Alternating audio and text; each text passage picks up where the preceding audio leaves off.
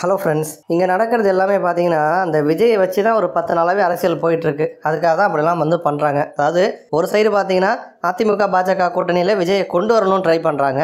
இன்னொரு சைடு திமுக சைட்லேருந்து என்ன பண்ணுறாங்கன்னா கூட்டணிக்குள்ளே இவர் விட்டுறக்கூடாது அப்படிங்கிற மாதிரி அவங்க ட்ரை பண்ணுறாங்க.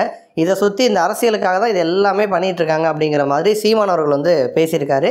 அவர் என்ன பேசினார் அப்படிங்கிறத நம்ம டீட்டெயிலாக கேட்போம். கள்ளச்சாராயம் குடிச்சு செத்தது கள்ளக்குறிச்சியிலங்கிறது கொழுப்படுத்து போய் குடிச்சு செத்தது. அது குடிச்சு செத்தது. தம்பி விஜய் அவர்களை பார்க்க போனது ஒரு நடிகரை பார்க்க போய் செத்தது. இது ஒரு நாட்டுக்கு ஒரு சேவையோ ரொம்ப அவசியமோ அப்படிலாம் ஒன்றும் கிடையாது. சுதந்திர தினத்துக்கு விடுதலை நாளை போற்றுவதற்கு எல்லாரும் கூண்டாங்க, அது அப்படிலாம் ஒன்றும் கிடையாது. ஒரு பெரிய இந்த மாதிரி தியாகியை போற்ற போனாங்க அப்படிலாம் ஒன்றும் கிடையாது. ஒரு நடிகரை பார்க்க போய் அது சிக்கி செத்தாங்க, அதுவும் தேவையற்றது. ஆனால் தூத்துக்குடி துப்பாக்கி சூடு அப்படி கிடையாது. அந்த மரணம் 15 பேர் செத்தான, 13 பேர்.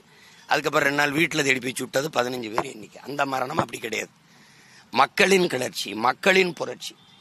அங்கே ஸ்டெர்லைட் இருக்கிறதுனால என்னுடைய காற்று நஞ்சாகுது, என்னுடைய நிலம் நஞ்சாகி நீர் விஷமாகி மஞ்சள் தன்மையோடு வருது, நான் வாழ முடியலை, அதை நிறுத்துன்னு சொல்றது மக்களின் கிளர்ச்சி. அங்கே ஒரு தலைவன் இல்லை, ஒரு கொடி இல்லை. மக்களே ஒருங்கிணைந்து போராடிய போராட்டம் எப்போதாவது வரலாற்றில் வரும்.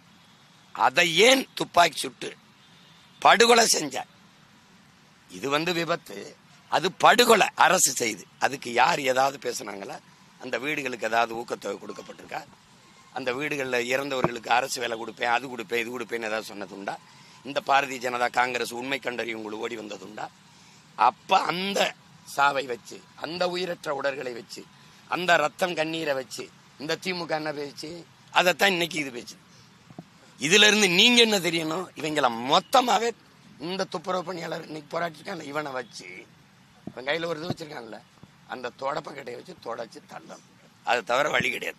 இவன் மாறி மாறி பேசுவானுங்க. இங்க இருக்கும்போது திடீர்னு புனிதன் ஆயிடுவான், எதிர்கட்சியா இருக்கும்போது புனிதன் ஆயிடுவான்.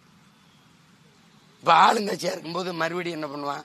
அதே இது அவர்கள் செய்யவில்லையா, அவர்கள் ஆட்சியில் நடக்கவில்லை. அண்ணா பல்கலைக்கழகம் சொல்லுங்க, பொள்ளாச்சி பாலியல் அப்படின்னு. என்ன நீங்க இந்த படுகொலை, இந்த விஜயுடைய கட்சி சாவ சொல்லுங்க, நீங்க தூத்துக்குடி, இதுதான் இது நடக்கும். இப்ப நானே கேட்கிறேன், இவ்வளவு வேகமா வர்ற பிஜேபி, இந்த காங்கிரஸ், இந்த சிபிஐ விசாரணை, அந்த நீதிமன்றம் தூத்துக்குடிக்கு மட்டும் ஏன் வரல? ஒரு கேள்விதானே. மனு கொடுக்க வந்த மக்களை சுட சொல்லி உத்தரவிட்டவன் எவன்டா? நல்ல ஆன்மகன் நான் தான். அன்றைக்கு தலைமை பதவியில் இருந்த முதலமைச்சர் தொலைக்காட்சியில் பார்த்தான் தெரிஞ்சுக்கிட்டேங்கிறாப்ல. அப்ப வேற எவன் சொன்ன? ஒரு போராட்ட வழிமுறையை கட்டுப்படுத்த உங்க எல்லாருக்கும் தெரியும். தண்ணீரை பீச்சி அடிப்பாங்க, தடியடி நடத்தி கலைப்பாங்க, கண்ணீர் புகை குண்டுகளை வீசி கலைப்பாங்க, மீறினா இடுப்புக்கு கீழே சுடுவாங்க. ஆனா கழுத்துல குறிபாத்து சுடுற உத்தரவை கொடுத்தவன் அவன். நெஞ்சில குறிபாத்து சுட சொன்னவன் யாரு? மனு கொடுக்க வந்த மக்கள் கலவரம் தான் செய்வான்னு முன்கூட்டியே அப்படி கணிச்சா. இதுக்கெல்லாம் பதில் இருக்கணும்ல. யாரு சொல்லுவா? யாரு சொல்லுவா? சரி, அதுக்கு ஐயா ஸ்டாலின் அவர்கள் எடுத்த நடவடிக்கை என்ன தெரியுமா? துப்பாக்கி சூடுல ஈடுபட்ட அத்தனை அதிகாரிகளுக்கும் பதவி உயர்வும் பணியிட மாற்றமும் செஞ்சதுதான். இந்த கொடநாட்டில் 5 பேர் செத்துருக்கான். அவன் யாரு? ஆப்பிரிக்கால இருந்து வந்தானா? எவனா இருந்தாலும் மானோட உயிர் தானே. கொன்றுக்கான். யார் கொண்டான்? ஒரு முன்னாள் முதலமைச்சர் வீட்டுல கொலை நடந்திருக்க, எதுக்காக கொண்டிருக்கான்? ஏன் ஒருத்தருமே பேச மாட்டேங்கிறீங்க? அந்த சாவு சகித்துக் கொள்ளக்கூடியதா? ஆந்திர காட்டுக்களை எங்களை நாயுடு அவர்கள், சந்திரபாபு நாயுடு சுட்டு போட்டார்ல, மரக்கட்டையை வெட்ட வந்தோம்னு திருட்டு பட்டம் கட்டி கொன்னாரு எங்களை. அதுக்கு யாராவது நிவாரணம் கொடுத்தீங்களா? இல்ல கண்டிச்சீங்களா? உண்மை கண்டறியும், உண்மையில மரக்கட்டை தான் வெட்ட வந்தானா? ஏதாவது விசாரிச்சீங்களா? அது அதிகாரங்களின் பிழை, அது அதிகாரங்களின் தவறு. இப்பவே இந்த தம்பி விஜயுடைய கட்சி கூட்டத்துல நெரிசல்ல செத்தது தேர்தலுக்கு 1 வருடம் இருக்குதுன்னா பேசியிருக்க மாட்டான் எவனும்.